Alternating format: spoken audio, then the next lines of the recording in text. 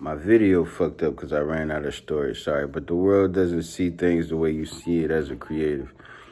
So I guess, listening to Brian at $100 billion company, 15 years in business and in tech, and myself 1 year into tech, 1 year into business. Like I said, I won't say no money raised because we've raised money, and we've raised a substantial amount in the beginning for what I would say is an agreeable and fair amount of equity that is advantageous to the business still, while still being able to allow the primary investor to have enough equity that they feel is fair, because my biggest thing is ownership in regards to the person that's willing to die, live, eat, shit, and breathe this company. So the best thing that I think I've taken from a lot of things that someone like Brian Chesky, who's a creative, has said is you really don't think that you can run a company. To this day, I don't. It's not that I don't think I can. I've been given the discipline over years and years and years. Every specific job that I've had, but minus one in my life, I've gotten directly from, through, or by making a relationship with the CEO or CEOs. And I think that kind of shows a lot, because what happens is a lot of things that you get into allow structure in your life. But as a creative, someone who used to make music, now I used to record myself, engineer myself, get all of my beats, and then I never really wrote down music after like 2013. So I was just off the mind. And you have, as a creative, you have a lot of free time. But as I worked for the company that I worked for, the record label that I worked for, and individuals, I allotted myself a lot of free time because it was like an on-call job. So as a creative, your free time is like it's almost, it's supernatural time, I should say. It's time that you can be your most supernatural, your closest to God, because creative energy is the same energy you use to make a baby. And I know you don't want to get into sex and shit, but you think of that as far as energy. And after a while, you tend to understand that, creatives require a lot of freedom.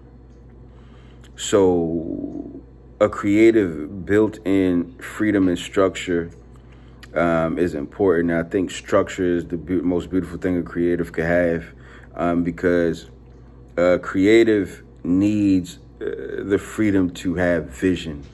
And vision doesn't come from sitting in an office or completing a unnecessary or necessary task for another individual or company just for there to be within the line of like employment or some shit. And I thank the Most High for working for the labels, and I was able to create and make that specific job the way that I did. And that's a whole nother conversation, which I won't try to get into here.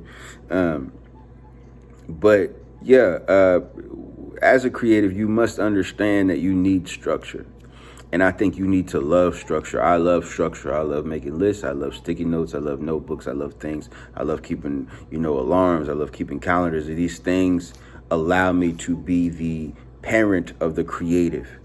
I didn't have my dad around due to his illness as a child and things. And my mother was very creative, but was, we from Baltimore City, so my mom was hood and my mom was, part-time gangster. So in my eyes, and from how I was able to survive in the hood, and when I say the hood, that's just like another word for just saying like the ghetto's the ghetto. The ghetto don't gotta be what the houses look like. The ghetto is the people. And we lived in the ghetto. It was a beautiful ghetto because it was residential people, working people, and then it was hood people. We lived in the hood. We couldn't go to certain blocks for certain things, but my mom's had this understanding of like trying to keep me away from shit, but she kind of sheltered me too much in a sense, like, like out of fear So when you are creative and you don't know you're creative as a child, you tend to find your understanding of the world or perspective of the world by getting into I'm sorry, it's my dog. Getting into things just to understand how you can do it from your world, because parents will intervene. But I think the best thing about that is having overly protective parents, at least from my side or my mom, and like me moving away and leaving and going to New York permanently. I was able to get this freedom, but I was able to come from this structure that was just like, I don't really want to get into shit like that. So when you think about being a creative in business, I think you need to think about how you can parent the creative in you, because the creative in you was your child, is that inner child. Like and I always say to some of my friends, let's go in the sandbox when we're thinking about certain business things. And the sandbox is where you would go as a kid to create, this is a spaceship. The spaceship is now flying across another planet, and this is the planet, etc. So, and your imagination should never die, but your imagination should be held within the body of structure on purpose. Because a lot of creatives, as you can see, especially from the music industry, you see how creatives, they get into the music industry that's not built for them business-wise, because that business doesn't give a fuck about them. But you get into this industry where it doesn't care about your knowledge and your education. And when you get into this industry, you're around things that you've glamorized or things that you've never had. And so when you get around these things, you tend to lose sight of structure. And I've never been one to like parties and shit. When I lived in Miami, I would go to like clubs and shit invited by my friends, and I'll just be fucking sitting there like this. Not as like I would have fun if I'm with my friends. Sometimes I get invited alone, and I just be like there, and I'm just looking, just like this, and I'm on my phone, and emails coming in and shit, and it might be 1, 2 in the morning, and I'm looking like all of this is money. Everything in here is a business, from the liquor to the girls serving, to what this motherfucker's wearing, to the DJ buying that laptop, to the DJ's headphones. And I'm in this world at that moment where motherfuckers are just escaping. They're having the time of their life. And I think it's beautiful. And I can't enjoy myself. I can never enjoy myself in those environments because I think it's money. And I think if you are in that space at that time, you are giving money to that individual who thought of creating that business, whether it was one or a collective. And it goes back to creative, right? Like, artists are like, yeah, we in the club, we popping bottles, boom, chains, wow, boom, gleaming, bitches and shit, right? And you like, yeah, same, vice versa, like women in there, as artists now, boom, ow, boom, boom, twerking, ow, like, all right, bet. And you're not seeing the operation that's happening around you. And you're not seeing that even as an artist with influence, you're still influenced and operating in something that was created for you to give your money to. When I look at chains, when I look at jewelry, when I look at jewelry stores, when I look at jewelers and things like that, and it's just like these things were created. And don't get it twisted. In our culture, things aren't created for us to own. Respectable. I don't get into things of that nature, but respect to when I grew up, and I grew up around music, and I did grow up being able to have access to a record label due to a friend of the family who allowed me to come into a record label and help out or whatever, right? So when I was working, I interned at Def Jam for 2006, right? That's when Jay-Z was there, Hov. Let's call him Hov. That's when Hov was there. And when Jay was there, it's weird to say Jay or Hov. I said I can't call him Sean, but I get it. When Hov was there, I seen him almost every day, right? And the biggest thing at that time for the culture around 2006, around them eras of time, were artists turning into business, man. And of course you understood, you'd see the Dames, you see the, who else? You see the Sean, John, you see the Rockaware, you see these things, the State Property, shout out Beanie Siegel. Like, you see these things turning into businesses, right? And creating businessmen. And I'm not saying that this hasn't happened now, but I think the culture changed where consumption is a bigger thing. So I think that leads back. I know it's been a rant, but it'll lead back to no structure, right? Like, what do you want to be?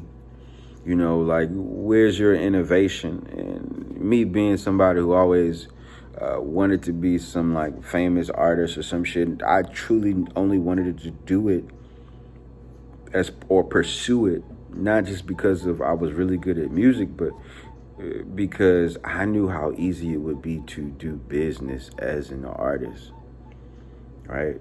And what I've had to do as a person who, like, I kind of took myself away from that to my own personal reasons, and it brought me here, thank the Most High, was that everything that happened allowed me freedom and allowed me the free will to find structure.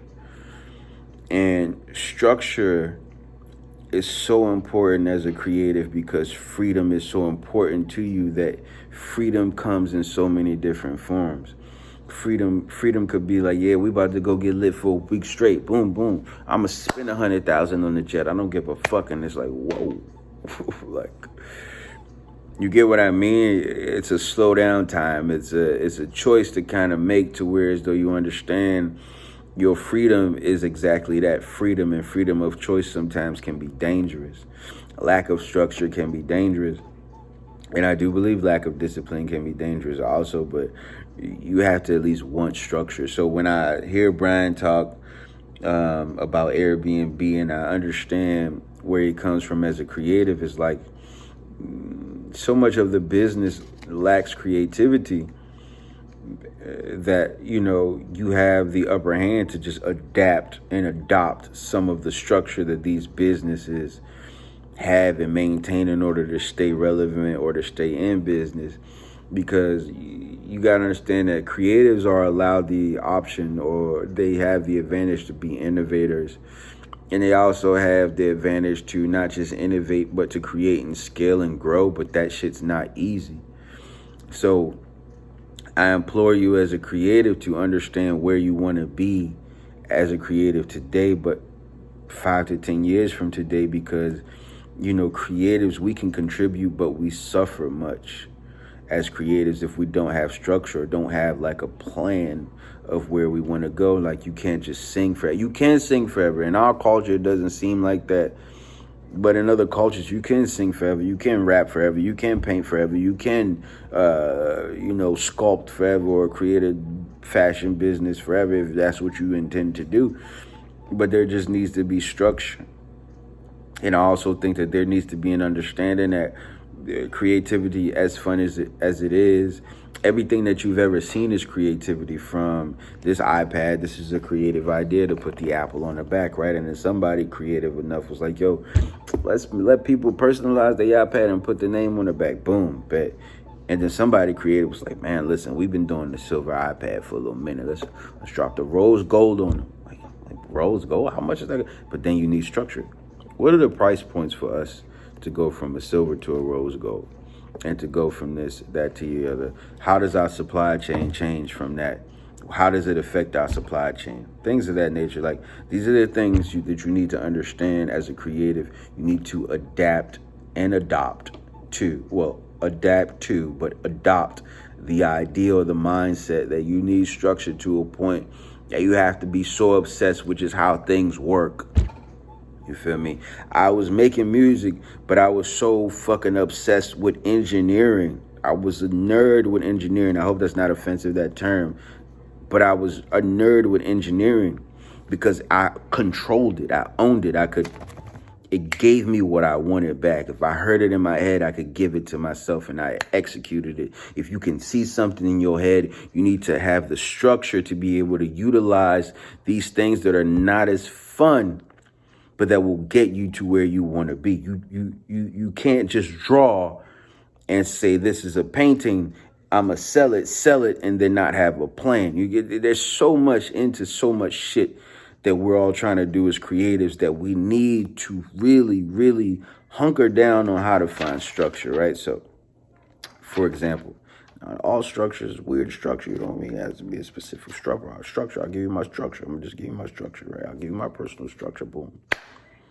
Sticky notes. I'm addicted to sticky notes. Whoa, it's an addiction. I'm addicted to sticky notes.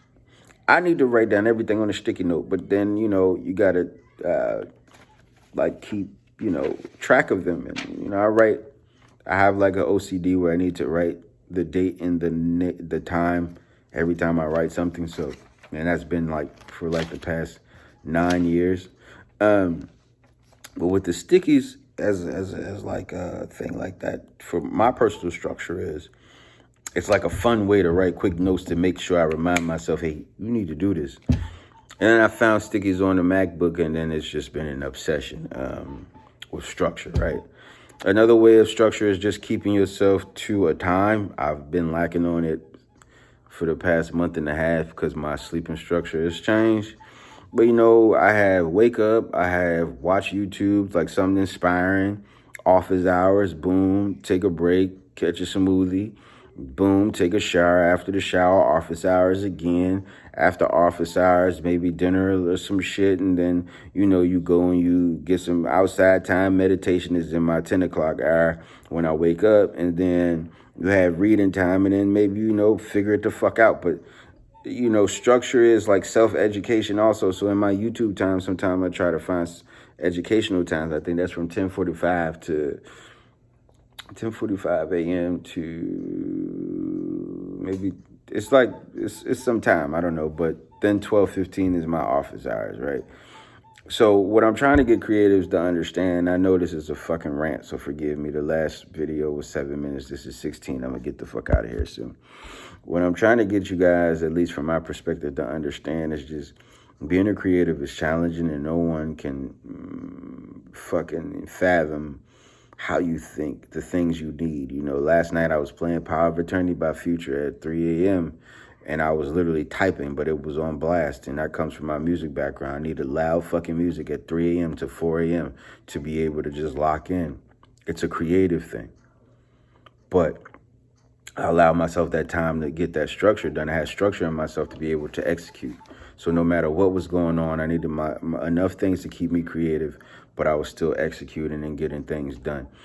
You won't be understood. You'll be misunderstood, but you have to keep yourself and hold yourself accountable to your dreams and to what the fuck you want to do, because at the end of the day, no one can structure you.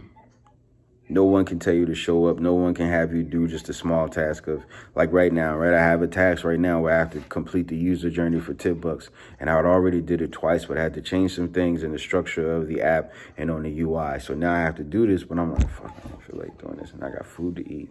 You know what I'm saying? I'm like, bet. So what did I say? I said, okay, if you give yourself this break, because I actually started doing it anyway, but if you stop now, you need to hold yourself accountable within the structure that you have to get it done within these hours and make sure you get it done. My hard-headed ass is going to get it done tonight probably, or at 4 a.m., So, I don't know, maybe this shit is a rant. Shout out my homie Brian Chesky from Airbnb. There were a lot of other topics that he spoke about. Make sure y'all check out The Diary of a CEO by Stephen Bartlett. That's another homie. This podcast has probably been like parallel to since I started TipBux, just to be able to watch certain people on there. But yeah, just the last message to creatives is just like, yo, we overthink. Sometimes we try to compensate for like time in between where things happen or things should be done, and we start to overthink more than we try to overdo. It's okay to rest. It's okay to deal with a lot of stress, because you have to figure out how to deal with it. So deal with the stress. It's okay for your family to not understand what you're doing. It's okay for you to just be, I'm not going to say broke, but for you to just figure out money as you go. Appreciate the people you have in your corner that do understand you, and continue to create. And anytime that you feel stuck, and I said this to somebody the other day, anytime that you feel stuck, you figure out something to create, even if you just fucking draw. I don't give a fuck what it is. If you're feeling stuck, that means you need to do something, which means you need to do what you can do, which is just create. And if you don't want to do what you're good at creating, figure something else out, right? I was stuck one day months ago. I was like, shit, I can't do this. And I just made a video like today. And now here I'm making a YouTube video that, I don't know, maybe one person to see, maybe 1 billion people will see, or 1 million. Man, I jumped the gun, but maybe 1 million people will see, maybe 500 million people will see.